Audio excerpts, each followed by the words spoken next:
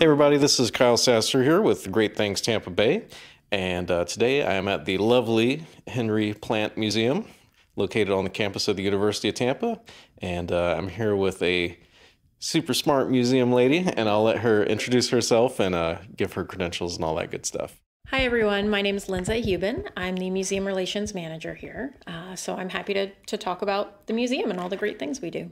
So we're here in the office. We're going to do a little bit of, questions back and forth, and then we're going to kind of go walk around the hotel a little bit. Let's start off, give us the general overview of this building, where we're at, how old it is. This building was originally the Tampa Bay Hotel. It opened in 1891, and it was built by Henry Plant, who built the railroad into Tampa. Now, to give you a little bit of context, before Henry Plant built a railroad here, there really was no Tampa. There were 700 residents. It was a fishing village. Henry Plant builds a railroad, then decides to build a luxury hotel, and the city just blossoms. There were 15,000 people just a couple years later. So what we have now is everything that's left of the original artwork and furniture from the hotel. It's really amazing that it's all in its original location. You don't find that anywhere else. So we are a museum of the hotel. We're the oldest museum in the city. We've been open since 1933. Okay, I didn't know y'all had been open that long. Yeah, we originally opened as the Tampa Municipal Museum, and we had some interesting collections. There were some works progress administration projects that were done at the building. The University of Tampa moved in, and then in 1974, we became the Henry Plant Museum. So we're in this lovely room. What was this room originally, and just kind of describe what we're looking at in here. Well, we are in what was a hotel room. So the nicest hotel rooms were on the first floor. The ceilings are 14 feet high on this floor, so it's a pretty nice space. We've got some big windows. Just about every room had its own fireplace, and this room in particular would have been a multi-room suite. So when you look around, you see a bunch of doors. We have our own bathroom. That's now my coworker's office.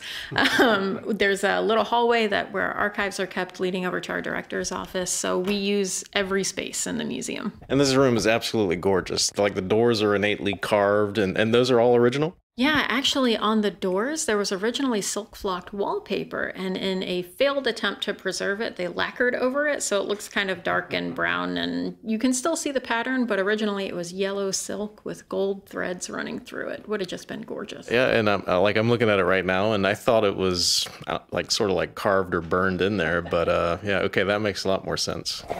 Yep. All right, and then so tell us some of the big features about this hotel, like what sets it apart from other hotels of that era, and also so far as Tampa's skyline goes. Well, people ask me where I work, and I say the Henry Plant Museum, and they go, "Where's that?" And I say, "Oh, it's the University of Tampa." "Well, where's that?" And I say, "The big red brick building with those silver domes on top." And everybody goes, "Oh yeah, that one." So this is the building that we're talking about. This was the first building in the state to be completely electrified. We had one of the early elevators in the city. Every room had its own telephone, which was fantastic for calling the front desk and telling them to bring a piano to your room, but not so good for anything else because no one else had a phone. Was that a common request? There was an orchestra that played at the hotel every evening, and the advertisements state that if you don't want to listen to the orchestra, the porters will bring a piano to your room for you. Plant was a salesman, right? Absolutely. This was very much a luxury hotel. It took you 4 days to get here by train from New York City, so you weren't coming for a weekend. You were coming for several months, and so you were wealthy if you were staying here at the hotel. Okay, so tell us a little bit. So we talked about the domes on top. What's the actual technical name for those?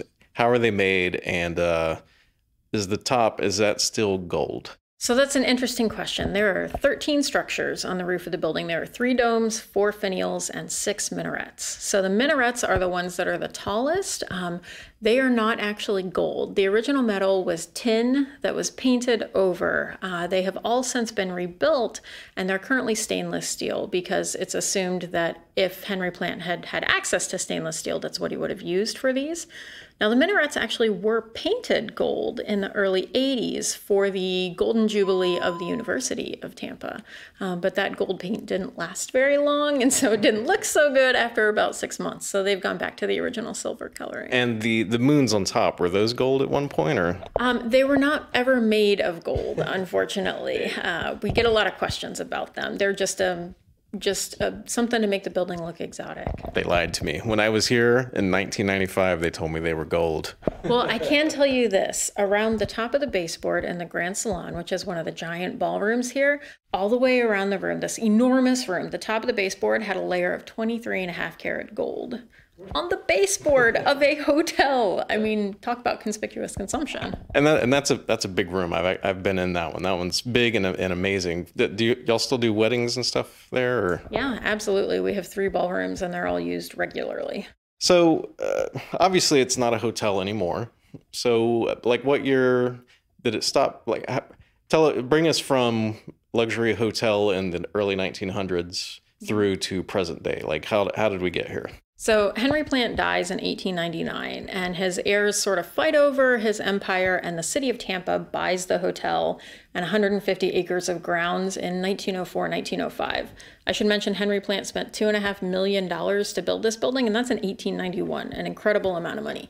City of Tampa buys it for $125,000, so they got quite a steal. So the city buys the building. They continue to run it as a hotel until the early 1930s. But by that time, we're in the midst of the Great Depression. Nobody has any money to come to Florida and stay at a luxury hotel. So the building closes. And there was about a year where it just sort of sat vacant and the city wasn't sure what to do with it. The University of Tampa was founded in 1931, and they were operating out of a high school gymnasium. They needed a permanent home. So the city said, hey, we've got this great building. It's sitting empty. University, would you like to use it? So the university has been here with the museum ever since. Yeah, and I would think this is a little bit more prestigious than, the gymnasium university. Yeah, when you're trying to build a university and build a nice reputation to go with it, this building is going to help with that. So obviously the city bought this for $125,000. It cost $2 million to build. Like, what sort of condition has this hotel been in over the years? A lot of different conditions over the years. There have been some dark days and there have been some golden times. This is a historic building. It's on the National Register, so it can't be torn down. But, it's made of brick. The cement has a lot of sand and seashells in it, so there are some problems that crop up from time to time. And we're a really old building. Pipes break, water gets in the walls. You know what happens next. But the university does a great job maintaining the building, and we're very lucky to still have it. Actually, a lot of the windows, when you look around, still have the original glass in them. Okay, so that's pretty impressive. Yeah. So are the bricks from here, or were they brought in from, uh-oh. I might have stumped her. My understanding is that the bricks came from several different locations, but I can tell you, to distract you from bricks, that some of the steel cable and the steel framework for the building actually came from the Brooklyn Bridge. Interesting. Well, so the reason I asked on the brick was whenever we were in Mount Dora, which was one of the first tourist destinations, and basically the railroad came down through Jacksonville. Mount Dora was kind of the first tourist stop there. The older buildings downtown were built with mostly local brick. And the problem that they have with the local brick there is it's very porous. And so, so if it's on the sun side, it's fine. But if it's on the shadow side, so if it's on the north side of the house, the water just gets in there and basically just breaks it all apart. So, sorry, that was my own personal nerd out. So the university moves in what year? 33. All right, so 1933, university moves in. Obviously, they have grown over the years. Do you know how many students are currently attending here? And also kind of like what the goals are going forward for both the school and the museum? Well, the school actually has a great reputation now. My understanding is that they have close to 9,000 students, which is incredible. They're always doing construction on campus and always really trying to better the university. They've got some great graduate programs, so they do a really fantastic job. Our goals for the museum, our big one is really to raise the profile of Henry Plant. So many people in the area we'll hear them say, oh, I've lived here for 30 years and I've never come to the museum before. Who's Henry Plant? We want to correct that. Next year would have been Henry's 200th birthday. So it's going to be kind of a year of Henry Plant. And we want everyone in Tampa Bay to know his name and know his importance to the city. So I got a little quiz for you here. What town is named after Henry Plant? Plant City. All right, that was very challenging, I know. No, I actually didn't know that myself until I grew up in St. Pete and I thought it was named for strawberry plants. It's a good guess. But yeah, basically anything that's named like Flagler and Plant is obviously going to have, a early railroad connotation from the 1900s. And then I actually just learned that it was Plant and not Demons, but they built a railroad spur all the way over to St. Petersburg, because St. Petersburg was nothing for like 50 years after Tampa. And it wasn't until the 1900s and they built that railroad spur that St. Pete actually became something. So interesting stuff. What's one thing you wish everyone knew about Henry Plant? On the spot. One thing that I wish everyone knew about Henry Plant is that the city of Tampa would not exist without him, quite literally. They had voted to unincorporate and stop being a city in the mid-1800s, and it wasn't until the area leaders were trying to woo Henry Plant and get him to build a rail line here that they reincorporated and became a city again. And if you look at the manhole covers around the city of Tampa, there's a ship on them. That is one of Henry Plant's steamships. So I wish everyone knew that. Henry Plant is everywhere. You just got to look. Yeah, awesome. Yeah, because before the railroad got here, there was probably maybe like the one trail that goes out like 301, and that's pretty much it. Otherwise, you had to get here by ship. So let's talk about Plant the man for a second here, because I don't know much about like his history and how he was. Like I've read like Rockefeller, obviously, right. Read about him. Flagler a little bit, mainly like his the Key West bridge and all that stuff. Well, they were good friends. Yes. So yeah, all these guys hung out during that time, and they were rivals and cohorts in many ways. So Plant, was he a robber baron? Was he more like, benevolent? Henry Plant was definitely benevolent. He cared a lot about his employees. I can give you some great examples of that. He was this railroad tycoon, and he also had hotels and steamships, but when they were building his rail lines, he actually had a hospital car that would be at the end of the track so that anyone who was injured could get medical treatment right away. He offered health insurance to his employees. This is the 1870s and 80s, and he's offering health insurance. Henry Plant even there's a little town in Georgia, and I wish I could remember the name of it, that was started because his African American employees did not have safe lodging close to the work site, and so he bought a bunch of land and founded this little town so that his employees could have a safe place to live. Maybe it's called Plant City, Georgia. It is not. I cannot remember the name of it, but he cared very much for his employees, and he passed that sense of generosity and responsibility and caring for others onto his son, Morton Plant, who became a great philanthropist and is well known throughout the Northeast for that. And actually Morton Plant Hospital in Clearwater is named for Henry Plant's son. So he was a good guy, very much so. Well, that's good. So definitely a step above Rockefeller and all that. Yeah. I think we can safely say that. No offense to the Rockefellers out there, but yeah. All right, so we're going to start I guess we can call this the walking tour. Good to me. So we're still here in the office, and looking around here, we have the beautiful windows and the doors. But up on the wall here, there's a red lion thing in a frame. So what's that all about? Well, actually, that's a piece of the original carpet from the Tampa Bay Hotel. Carpet was not all that common, simply because there weren't vacuum cleaners. But this carpet, Henry Plant bought something ridiculous, 4,000 yards or something like that, at a British auction house. And the story goes that Queen Victoria commissioned this carpet, beautiful red carpet with a rampant lion on it, for Buckingham Palace. And then she changed her mind and said, no, people aren't going to walk on this. Went to an auction house, and Henry Plant picked it up. So thanks for the great carpet, Victoria. It's beautiful. Yeah. We have a larger piece on display in one of our rooms that I can show you as well. Cool. Well, so let's talk a little bit about the museum. So how many people work here? What times are you all open? We are open from 10 to 5, Tuesday through Saturday, and noon to 5 on Sundays. We have 7 full-time staff and 2 part-time staff, and then we have 90 volunteers. So we're always looking for more volunteers if anyone wants to get involved with the museum. Wow. Okay. So what sort of skill set does a volunteer need? Enthusiasm. You should like people and want to learn more about Henry Plant and the history of this building. And the willingness to volunteer. Yeah, willingness to volunteer is pretty important too. All right, cool. And so where would, if they wanted to volunteer, where would they go? We have three main positions for volunteers. One is a docent, so you're actually leading guided tours of the museum. That's a lot of fun. And the other two are at our front desk in our museum store. Those are great positions for somebody who wants a, regular once-a-week position, high school students looking for those bright futures hours, anything like that. Is that what Al's friendly face was doing? Yes, Al Miller has been volunteering at our front desk for over 20 years. Whoa, all right. So I might have seen him back in the 90s when I was last year. It is entirely possible. Actually, our curator has been here for 35 years, so you might have gotten a tour from her. Might have. All right, so let's walk around, I guess. All right. Let's come down this hallway.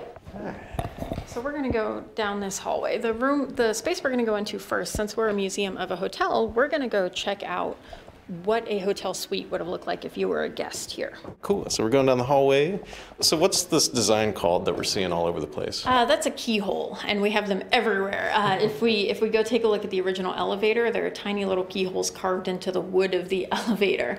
And the doorway that we walked through, if we were to close that door and lock it, if you look down at the other end of the hall, we have our own private entrance to the hotel suite. Just one of many signs that we are in a luxury hotel. Yeah, that's fancy. So all of this would have been one? Yep, so this is a three-room suite or a parlor suite. It would have cost about $5 a night. To put that into perspective, somebody working here like a groundskeeper or the head waiter would have been earning 40 or 60 cents per day. So we're talking 2 weeks' pay for one night in the hotel. Yikes, all right. So that would be probably like $6,000, something like that. Quite a lot of money, more money than I could afford for sure. Oof, a night. So as we come down the hallway, the first room we're going to come to on the left is the music room, because what hotel suite is complete without a music room? They had one at the Sheraton I stayed in.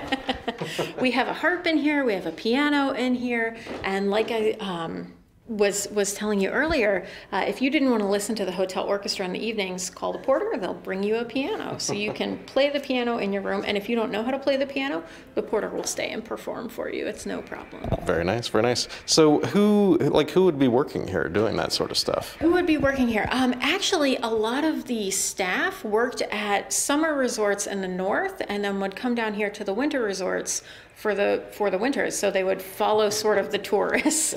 The original snowbirds. Yeah, pretty much, yeah. No offense to Northerners. No. This is beautiful. So we're looking in the room here. There's a stand-up piano over here in the corner. It's got a music book on there that says Tampa's Two Steps. Have you heard this piece of music? I have not heard the Tampa Two-Step. There's another one called the Tampa Bay Hotel Gallop that I would love to hear someday too. Some choice pieces of music. There's a harp and another fireplace. Now, fireplaces, it's Florida. Well, this was a winter resort that was open December through April, and it would get a little chilly. There were a couple years that they actually had snow, and it killed a lot of the exotic plants in the grounds.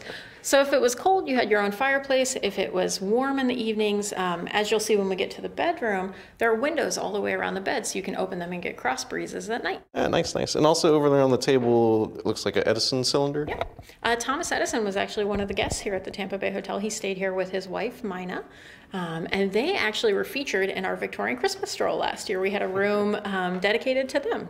Very nice, very nice. And those that don't know, Thomas Edison actually had a house and a small lab down in Fort Myers area. Yeah, it's in Fort Myers just before you get there.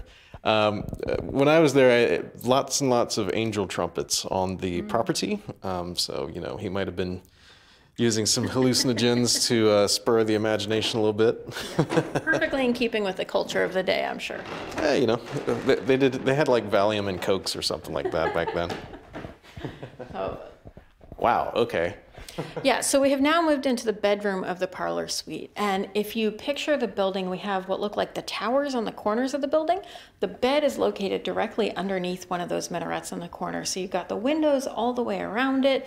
You actually have your own closet, which was a rarity. You have your own bathroom, another rarity in the 1890s. We talked about Flagler a little bit. There's a great story that when the Tampa Bay Hotel opened, Henry Plant invited Henry Flagler, sent him a telegram and said, "Come to the opening." Flagler replied and said, "Well, how am I supposed to know where to go? There's nothing in Tampa." Plant replies back and says, "Well, just follow the crowds." So That's Plant's answer to the Ponce de Leon. A little bit of banter back and forth. Yes, business rivals, but definitely good friends. Well, it's not like there was anything in Flagler Beach or the West Coast at that point in time either, really. That's very true. A lot of that came shortly after. Yeah, so this is beautiful. So again, we got huge 14-foot ceilings. The bed is literally like in the round turret section underneath the minaret. There's a gorgeous millwork. I don't even know if that's mill. I don't even know what you'd call that. It's plaster. I don't know. Absolutely amazing. Yeah. Well, permission. I'm going to take a picture of that and put it in the show notes. So, yeah, because that's crazy. One thing, it's kind of cloudy and it's going to rain outside right now, so it's getting a little dark in the museum because we have authentic lighting in here. We have chosen to recreate the original lights from the Tampa Bay Hotel. Now, I said this building was the first in the state to be completely electrified. The newspapers described it as being ablaze in light. Read a book any time of day. It is very dim in here right now, and I would not want to try to read a book. Yeah, it's very dusky. Yeah, but electricity was so new. This was a way to show off the technological advancements of the building, and that Henry Plant had enough money to build a building like this with electricity. And honestly, this would probably be like, 400 candles lit in here. Yeah, probably something like that. We have, let me see if I can get this name right. They are replica Edison carbon filament bulbs that we have in all the light fixtures in here. Yeah. Very cool. I noticed them when I was walking in, some of the fixtures coming in. So, yeah, this is beautiful. My wife would love this. Well, you should bring her sometime. So we have one room left of our 3-room suite to see.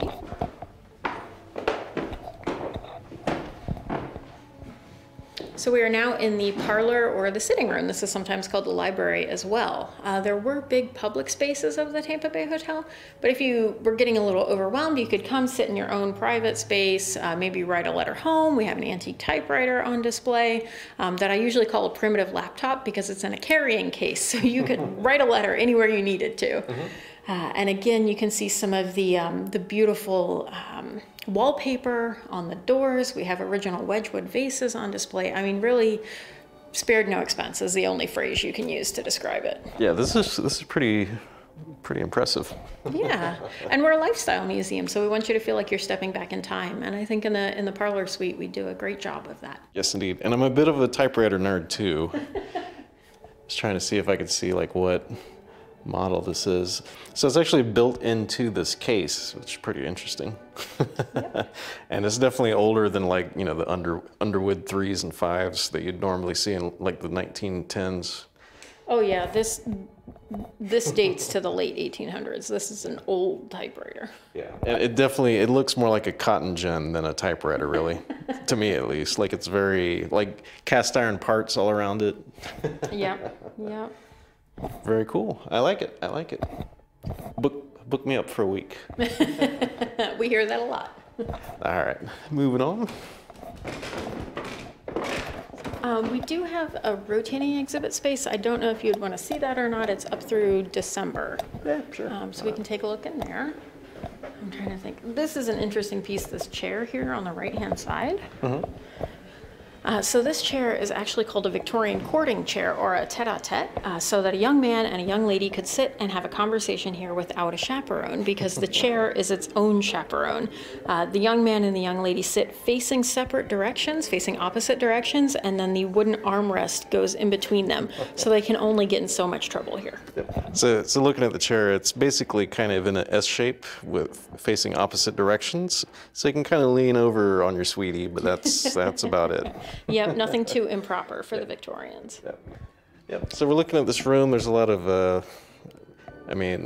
I would call them formal sitting chairs, but they probably just called them sitting chairs back then.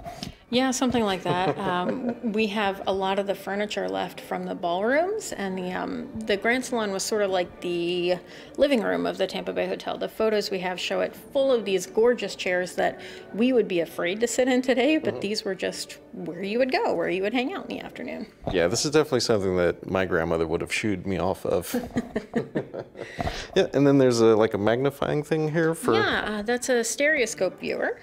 So we have the stereo cards that have two images that are just slightly different. When you look at them through the lenses, it looks like a 3D image.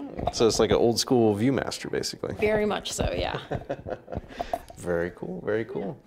So what other, so besides Teddy Roosevelt, what other famous guests did we have here? Babe Ruth was a guest at the hotel. He actually hit the longest home run of his career here. John Philip Sousa, the famous band leader. Sarah Bernhardt, the famous actress. Anna Pavlova, Russian ballerina. Booker T. Washington spoke here. Pretty much anybody who and everybody who was famous at the time. Nellie Melba, for whom Melba Toast is named, was a guest here. So this was the place to be then. yeah, absolutely. This was the big resort on the west coast of Florida. So not even like Naples, Venice. Those are probably just dreams still at that point. Absolutely. Henry Plant had 7 hotels throughout the state of Florida. This one was the crown jewel for sure. And it's definitely gorgeous. And we're just kind of walking down the hallway here. Huge tapestries, big sculptures. Yeah, actually, the first piece of public art in the city of Tampa was here on the grounds of the hotel. When you make your way up into the museum, you see a sculpture of 2 dogs. First piece of public art in the city of Tampa, and it was sculpted by a woman. Interesting. Yeah. Very cool, very cool.